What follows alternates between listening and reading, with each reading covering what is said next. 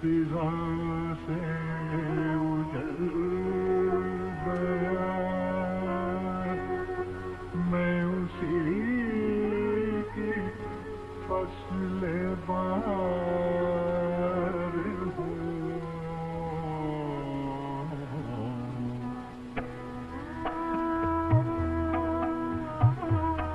Nearly 100 years of British rule had utterly impoverished the Indian people, culturally, politically, and economically, when they rose up in revolt in 1857.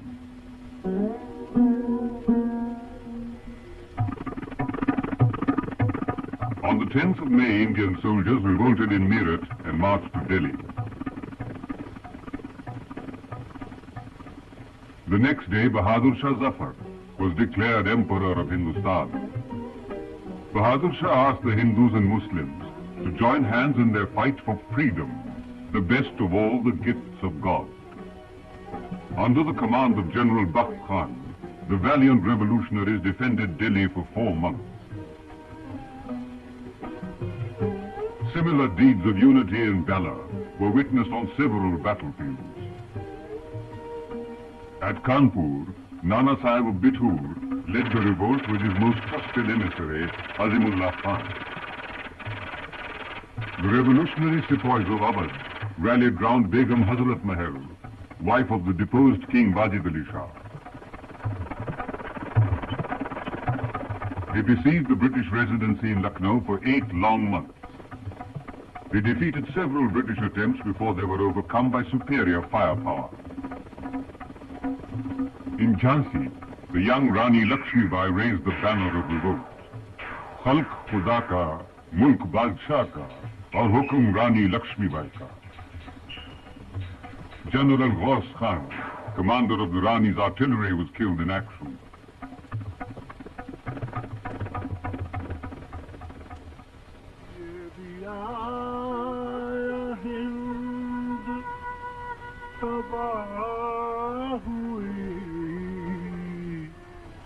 कहूँ क्या क्या उन पे जफा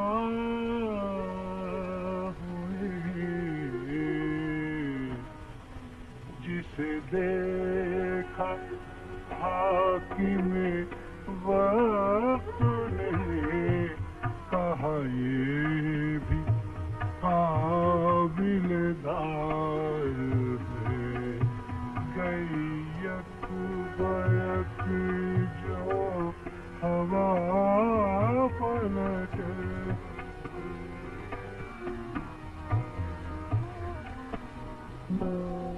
Bahadur Shah Zafar was arrested and exiled to Burma. कितना है बदनसीब ज़फ़र दफन के लिए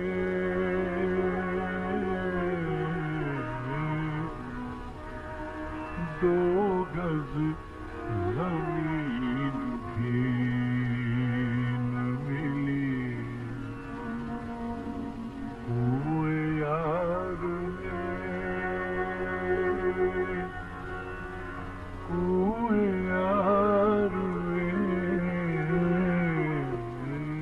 To his last breath, he longed to return to his beloved country. The British launched their policy of divide and rule. Lord Roberts said, the British should work with their life's best blood to show these rascally Mussalmans that with God's help, Englishmen will still be masters of India. British exploitation devastated the Indian economy. The common people suffered the most, especially artisans and peasants. Since most Muslims refused to accept Western education, their economic plight was aggravated. In this atmosphere, in 1875, Sir Syed Ahmad Khan founded the Mohammedan Anglo-Oriental College. He said, I regard both Hindus and Muslims as my two eyes. The growing spirit of nationalism in the country led to the birth of the Indian National Congress in 1885 at Bombay.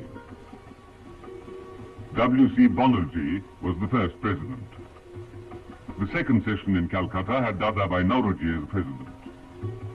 Badruddin Tayabji, an eminent barrister from Bombay, presided over the third Congress in Madras. He said, "I have ever denounced all communal and sectarian prejudices."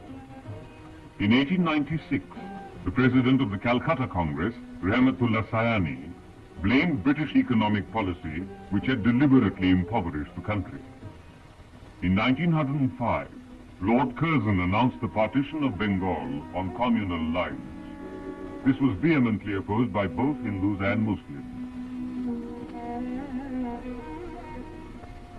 Rabindranath Tagore wrote, "This day should be observed as a day signifying the unbreakable bonds of brotherhood between the people of East Bengal and the people of West Bengal, between Christians, Muslims, Hindus, born of this earth." Maulana Abul Kalam Azad started the Al-Hilal, an influential newspaper in Calcutta, exhorting Muslims to join the freedom struggle. Al-Hilal was banned. He then started Al-Balagh with the same message. This too was banned, and Maulana was externed to Ranchi. 1913, Nawab Sayyid Muhammad presided over the Congress session and said, "The India of today is not the India of Hindus and Muslims, but the India in which all have a share." 1914, the First World War. Over 100,000 Indian soldiers fought on different battlefronts. When the Home Rule movement was started by Annie Besant and Bal Gangadhar Tilak, eminent leaders such as Hasrat Mohani, Muhammad Ali, Shaukat Ali, Jawaharlal Nehru, and others became members. Some revolutionaries left India and established the Provisional Government of India in exile at Kabul, with Raja Mahendra Pratap as president and Barkatullah Khan as prime minister. The annual sessions of the Congress and the Muslim League were held at the same venue, Lucknow. Both the parties passed the same resolution. The British should declare that self-government be granted to India at an early date. When Gandhiji launched the Champaran Satyagraha against the exploitation of indigo plantation workers, his most ardent supporter was Mazhar-ul Haq, a staunch nationalist and president of the Home Rule movement in Bihar. In 1919, there was an upsurge of Hindu-Muslim unity. Swami Shraddhananda and other leaders addressed a congregation at the Jama Masjid in Delhi. Alarmed at such communal unity, the British arrested two respected leaders of Amritsar, Dr. Saifuddin Kichlu and Satyapal. On the 13th of April, the day of Baisakhi, people of all communities held a meeting at Jallianwala Bagh to condemn the British action. General Dyer opened fire on a peaceful assembly.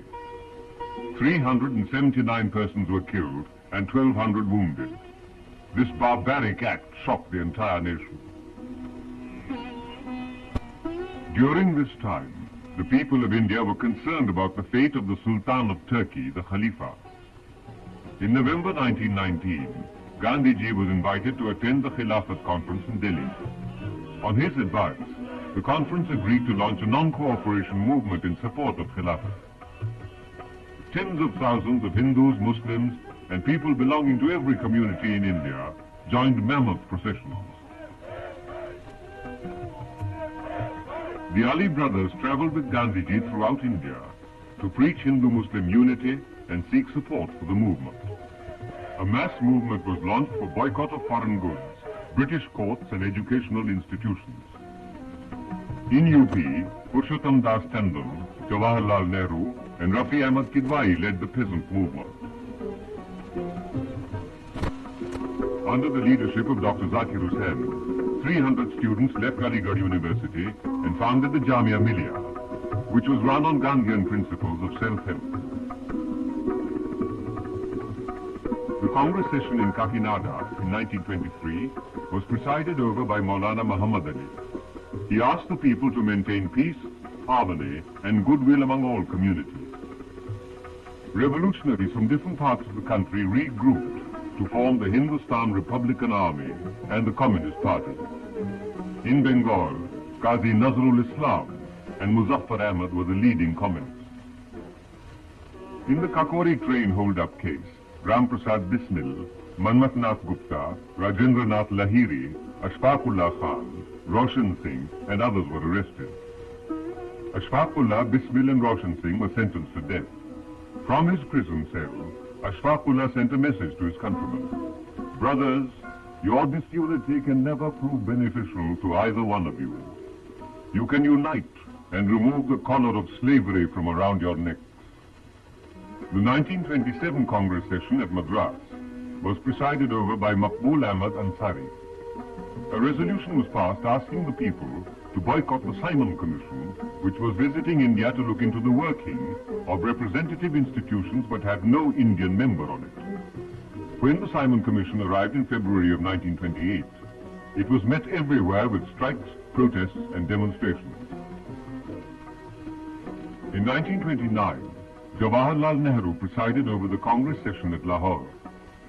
Khan Abdul Ghaffar Khan attended the Congress with a large contingent of Khudai Khidmatgars. When Gandhiji's appeal for removal of the tax on salt was ignored, he started on his long march to Dandi. On the 6th of April, Gandhiji was arrested and the leadership passed on to Abbas Tayyabji and on his arrest to Sarojini Naidu. Khan Abdul Ghaffar Khan led the civil disobedience movement in Peshawar, capital of the Northwest Frontier Province. The Khudai Khidmatgars remained absolutely peaceful. Garhwali soldiers were called in. They refused to obey the order to open fire and faced court-martial. In 1931, Gandhiji attended the second round-table conference in London to discuss the future of India. The British deliberately brought up the communal question and the talks were deadlocked. Gandhiji returned home empty-handed. The non-cooperation movement was resumed and Gandhiji was arrested. Tens of thousands remained non-violent in spite of British batons and bullets. When elections to the provincial assemblies were held in 1937, Maulana Azad emerged as the foremost spokesman of secular nationalism. Azad and Kidwai were to remain close colleagues of Jawaharlal to the end of their lives. In 1939, when World War II began, India had been declared a belligerent without consulting her people. In protest, the Congress ministries resigned.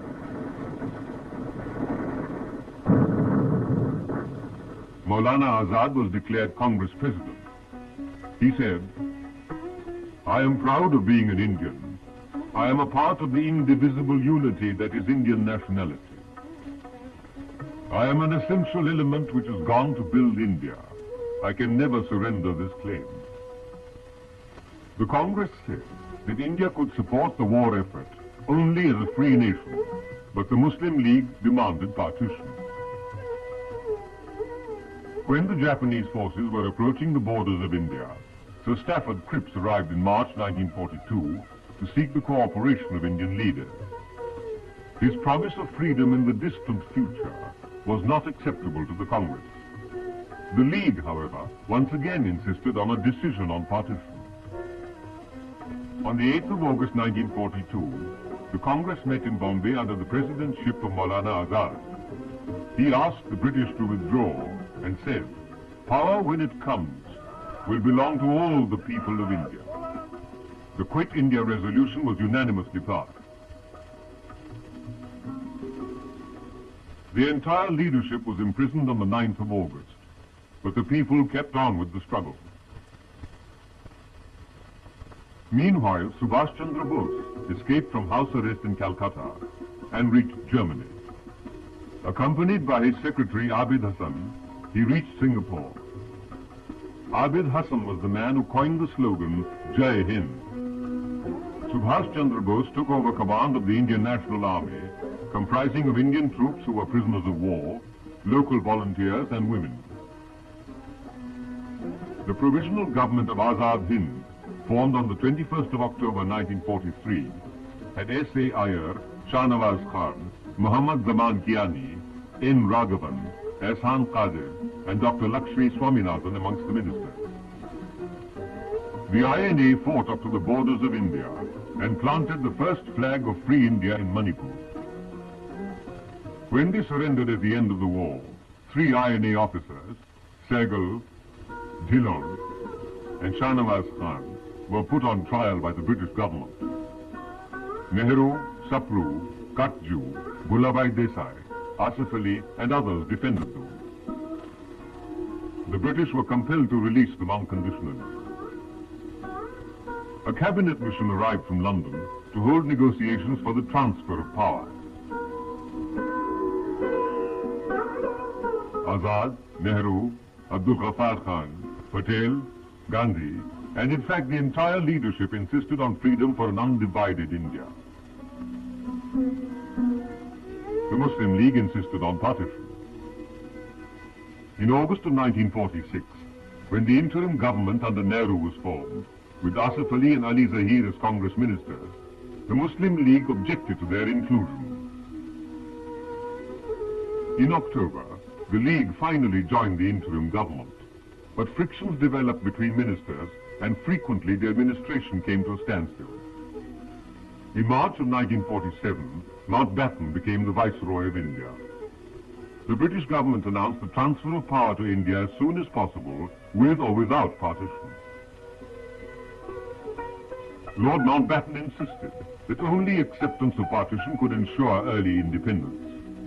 Maulana Azad said, "I pointed out that if we accepted partition, we would create a permanent problem for India." It was with great sorrow that the Congress accepted the fact that partition was inevitable. Ghaffar Khan wept and accused the Congress of an act of treachery.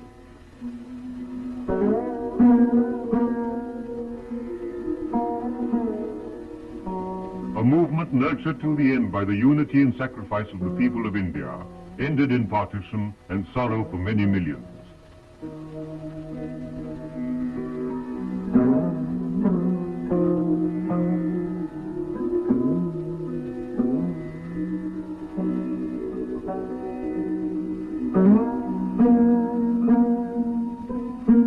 After independence, Kashmir was invaded by Pakistan.